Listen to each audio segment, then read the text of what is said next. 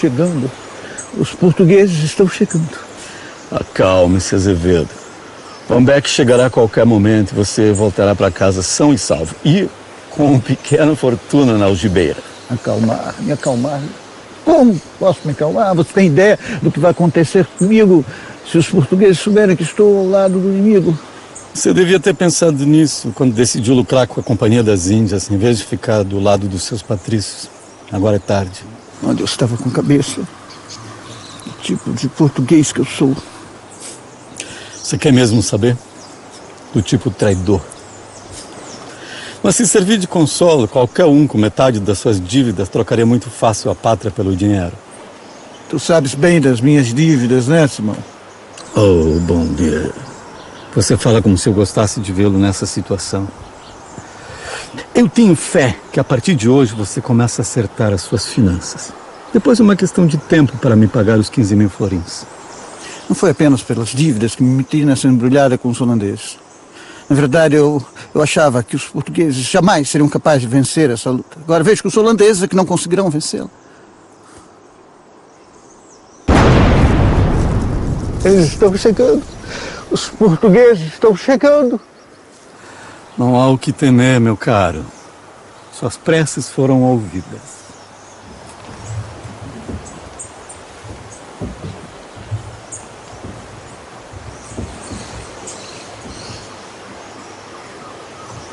Com 1580, a união dinástica entre Portugal e Espanha, com a chamada União Ibérica ou período filipino, a situação, a conjuntura mudou totalmente. E os antigos aliados de Portugal, que eram três estados fundamentais do ponto de vista atlântico e marítimo, a Inglaterra, em primeiro lugar, a mais antiga, a Holanda e a França passaram para o bloco oposto, ou seja, eram inimigos. O Nordeste do Brasil era, na época, o principal produtor mundial de açúcar. Originalmente, a Companhia das Ilhas Ocidentais tinha tido o projeto de ocupar a Bahia e Pernambuco. De modo que aí é que está. A Bahia era a sede da América Portuguesa, mas o Pernambuco é que era o centro realmente de mais expressão de produção açucareira. Porque os holandeses tinham planejado uma estratégia para conquistar o Nordeste completamente descabida, completamente falsa. Eles tinham pensado que bastava bloquear, era uma mistura de guerra de sítio e de guerra naval, de bloqueio naval.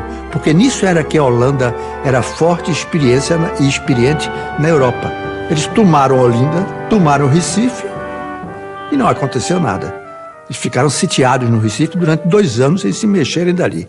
Eles aí se deram conta da necessidade de mudar a tática, que aquela tática não existia, aquela tática não funcionaria no Brasil.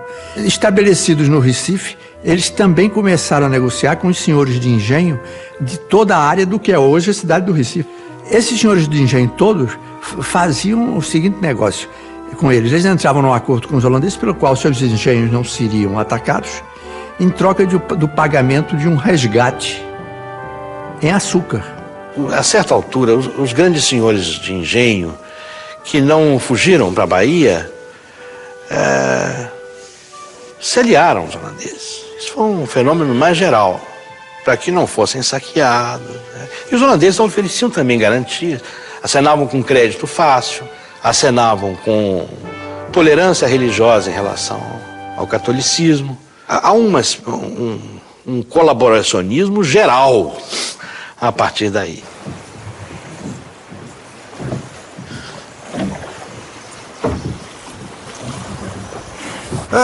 Simão Nunes. Dom Azevedo, deixa ele apresentar um conterrâneo meu. Baltazar Van Beck, antigo funcionário da Companhia das Índias Ocidentais, hoje um mercador. Independente. Independente. Esses tiros, os portugueses estão a chegar. Eu acho que estamos todos apressados para resolver logo esse assunto. Vamos... Não, um momento que antes eu quero testar a qualidade da mercadoria. Vamos comigo.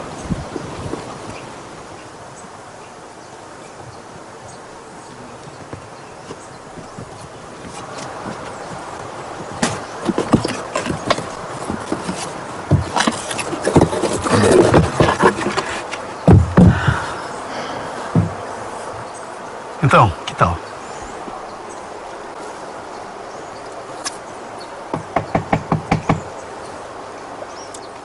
Verdadeiramente doce. Carreguem a canoa. Muito cuidado para não molhar as caixas. Desculpem, é que o Simão me avisou muito cedo e eu acabei não tendo tempo de forrar as caixas com as folhas de bananeira, como de costume. Esses tiros, eles estão chegando, misericórdia, eles estão chegando. Calme-se, homem. Essas escaramuças se dão léguas daqui. Sim. Mas para mim parece que estão a um tiro de arcabouço. Vejo que nunca esteve num campo de batalha. E vocês viram? Lutei com o exército holandês no ataque às fortificações do Cabo Santo Agostinho. Eu sei que na mata fechada os nossos sentidos são facilmente enganados. Um tiro é dado lá, sentimos que foi cá.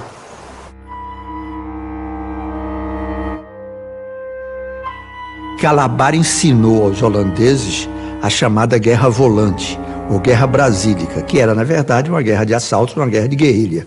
Apenas naquela época não chamava guerrilha. Mas eu fui rever o que havia sobre ele. E é realmente um negócio que as pessoas não notaram, que, na verdade, o Calabar era, na verdade, um contrabandista. Ele era de Portugal, onde é hoje Alagoas, e ele navegava ali como grumete, como piloto. O fato é que ele tinha um conhecimento do litoral e, sobretudo, das pequenas entradas, do que a gente chamava lá as barretas, pequenos buracos no arrecife que permitiam você, por exemplo, fazer contrabando. Há uma indicação indireta de que ele era contrabandista, que era o fato de que ele teria sido perseguido pelo governo português porque teria dado grande prejuízo à Fazenda Real. Ora, grande prejuízo da Fazenda Real naquela época para um sujeito obscuro de Alagoas só podia ser contrabando, não podia ser outra coisa. Ele fugiu para o norte da Bahia. Ele soube, provavelmente, aqui já é conjectura, que Matilde Albuquerque tinha dado uma espécie de perdão a todos os sujeitos que tivessem sendo procurados pela justiça, com a condição deles lutarem na guerra contra os holandeses. E nisso ele voltou e, por enquanto, ele não foi incomodado. Ele lutou contra os holandeses os 2 primeiros anos de guerra, entre 1630 e 1632. E, de repente, esse homem resolve bandear-se para os holandeses. E essa deserção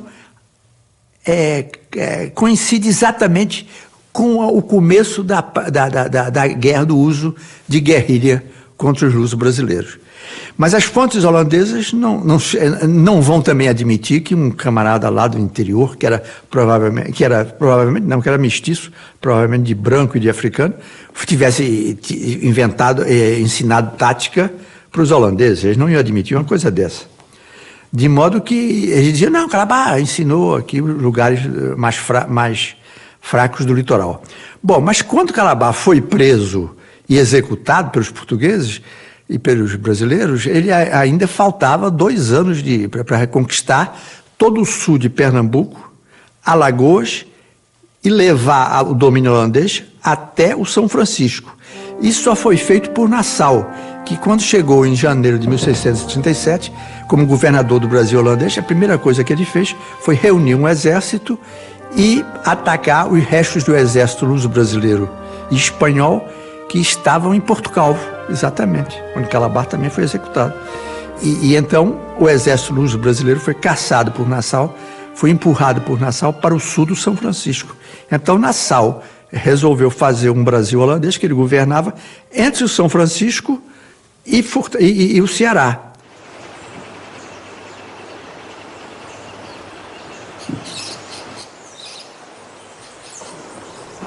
Com todas as suas falhas de caráter, me admira o talento português na produção do açúcar. Não é tarefa fácil. Eu que eu diga. Por alguns anos eu fui senhor de engenho. Senhor de engenho? Isso para mim é novidade. Depois de 3 anos no Brasil, eu larguei a companhia. Podia ter ido embora, mas não, eu decidi ficar. Queria enriquecer com açúcar. Então eu adquiri um engenho abandonado por um português. E onde era o engenho? Na freguesia da Muribeca. Havia sido confiscado pela companhia, me custou 30 mil florins. Ainda gastei uns 1000 florins com reforma. O telhado da casa de Pulgar estava destruído. As moeiras estavam preservadas, mas as caldeiras estavam jogadas na mata. Por que jogadas? Os portugueses, traiçoeiros do jeito que são, fizeram de tudo para impedir que colocássemos os seus engenhos em atividade. O antigo senhor da Muribeca chegou ao ponto de mandar enterrar tacho, bacia, escomadeira. Por isso, nosso amigo Azevedo ficou do nosso lado. Eita, povinho português. Por 4 anos a minha vida foi aquele engenho. Ainda assim, minha produção foi pífia. Apesar de todo o dinheiro que eu investi. Além das reformas, eu contratei feitores, mestre de açúcar, caldeireiros, um verdadeiro exército de assalariadas. É o que dizem. Quem quiser levar o Brasil do Brasil, que traga o Brasil para o Brasil. Havia um setor da Companhia das Índias Ocidentais que queria simplesmente desapropriar, expropriar todos os donos luso-brasileiros e pôr holandeses. Acontece que os holandeses não tinham a menor experiência de fábrica do açúcar. Isso teria sido uma ruína completa. Nassau conseguiu convencê-los que era preciso manter, fez tudo para manter os luso-brasileiros lá, tanto que muitos deles que tinham emigrado para a Bahia voltaram para os seus engenhos. E os engenhos que tinham sido abandonados, cujos donos não tinham voltado, foram confiscados e vendidos para terceiros. Quer dizer, todos os engenhos foram voltando aos poucos para o controle português, porque simplesmente os holandeses não tinham experiência. Naquela época havia segredos profissionais, eles não tinham dominado isso, nem tinham se preocupado em dominar esses segredos. E havia também, sobretudo, como lidar com a mão de obra escrava, porque foi a primeira experiência holandesa com a escravidão. Foi no Brasil. Eles não sabiam simplesmente como administrar. Então eles tinham feitores portugueses, tinham técnicos portugueses para moer, para fabricar o açúcar, para moer a cana. Tudo estava na mão da comunidade luso-brasileira. Havia, evidentemente, também um grande antagonismo comercial entre os holandeses e os judeus. Porque como os judeus lá do Pernambuco eram todos sefarditas, vindos da Holanda, eles falavam perfeitamente português e espanhol, coisa que os holandeses raramente faziam. O próprio Nassau não falava holandês, ele falava em latim, com quem soubesse latim, entre os luso-brasileiros. Ele compreendia um pouco, porque eu acho que ele entendia um pouco de espanhol.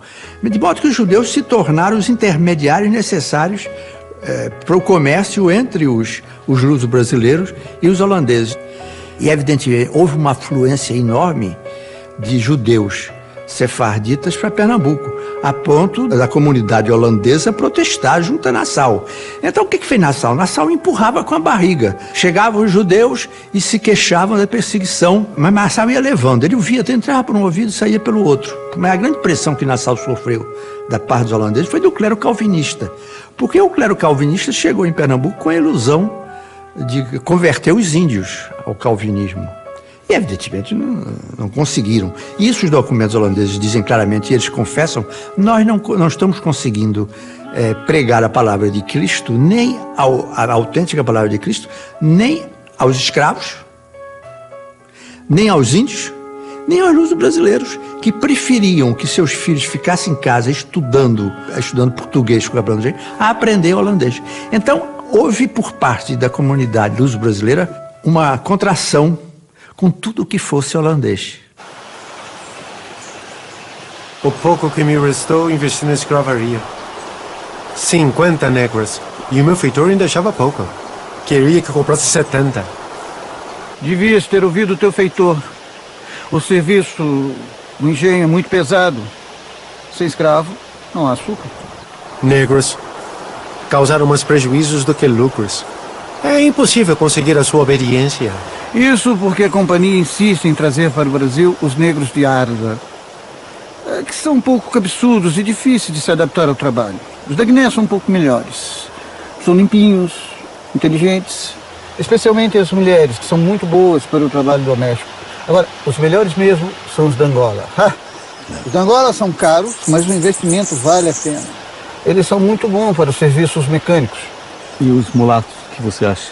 Os mulatos são os patifes, traidores, mas o pouco de sangue branco que eles carregam nas veias lhes garante algum respeito dos seus senhores.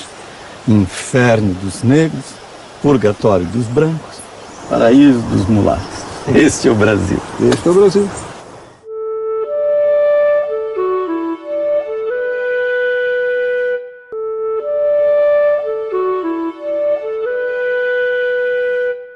Os holandeses, obviamente, são pioneiros na descoberta da paisagem, na pintura. Aliás, eles vão ser pioneiros também das representações sobre a intimidade, sobre o interior das casas. E essa, enfim, toda essa corte que Maurício de Nassau traz e, de certa forma, procura constituir à sua volta, os holandeses que, afinal de contas, já estavam acostumados com uma vida, entre aspas, bastante burguesa, cercados de luxos, já tinham navegado muito na Ásia, já estavam por lá.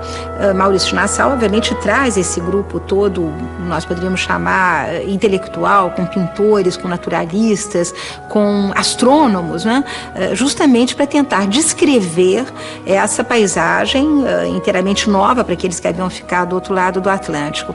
Então, o que essa paisagem revela? Primeiro, eu diria que um interesse que se coaduna com um certo modismo que havia se instalado na Europa em torno das chamadas raridades. Essa expressão raridade justamente definia tudo aquilo que não estava no cotidiano do europeu. Daí a ênfase muito grande na pintura, por exemplo, de todas as nossas frutas, leguminosas, árvores, animais, muitas vezes até um pouco imaginários, né? Escapam um pouco à sua conformação natural. Quer dizer, é um momento em que o mundo está sendo descoberto. É preciso fazer uma espécie de amplo catálogo, não é? Dessas maravilhas que vão sendo pouco a pouco desveladas ao europeu que toma o seu barco e que vai de encontro a esse outro totalmente desconhecido. É preciso informar aqueles que estão na Europa sobre esse outro, sobre esse universo desconhecido. O que é muito interessante e que não escapa à pintura holandesa é a imensidão dos céus do Brasil, né? Essa é uma das características dessa pintura, um azul que nós sabemos que não existe na Europa e essas grandes amplidões que de certa forma falam desse continente imenso, desconhecido ainda a ser explorado, a ser apropriado, a ser explorado pelos europeus. De todos os segredos da produção do açúcar, me intriga. Como é que os portugueses conseguem um açúcar tão branco? Isto é responsabilidade dos purgadores. Contrataste um experiente? Não, na verdade, como eu já estava ficando sem recursos, eu coloquei um escravo para realizar a tarefa. Foi um erro muito grave. Tolice! Então o serviço de uma única pessoa faria diferença? Como? Com água e barro. É o quê? O segredo é colocar água e barro sobre o açúcar, sobre os sobetes de açúcar. Água e barro? Sim.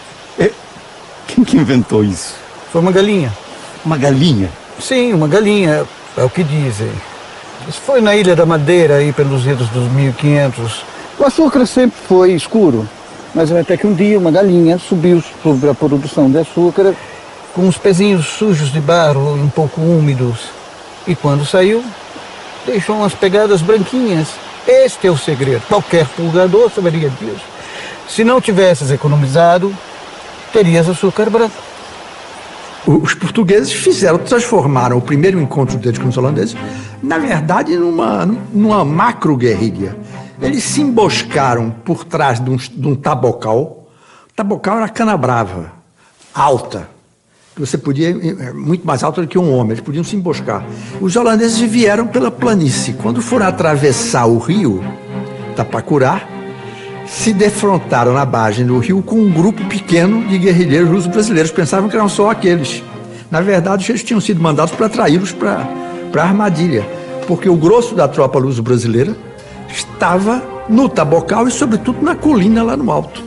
Eles caíram na armadilha e foram completamente destroçados. O que o Chico fez? O Chico voltou para o Recife correndo com a tropa e resolveu parar no engenho do Casa Forte, que é um engenho que é um bairro hoje do Recife.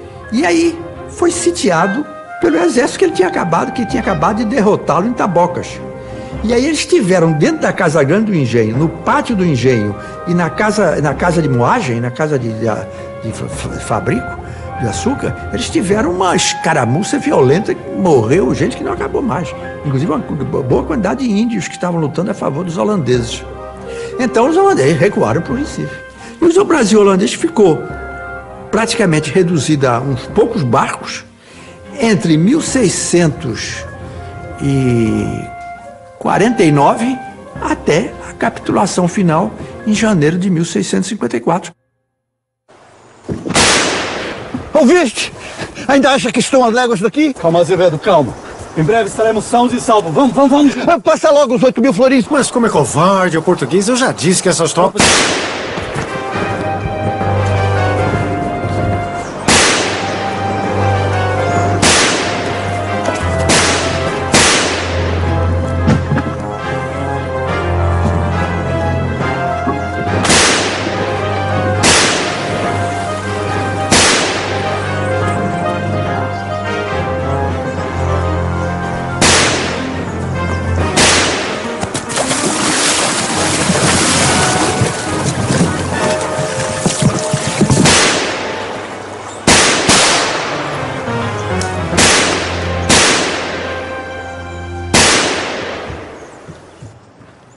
De modo que uma das coisas mais curiosas da história de Pernambuco no período colonial é esse.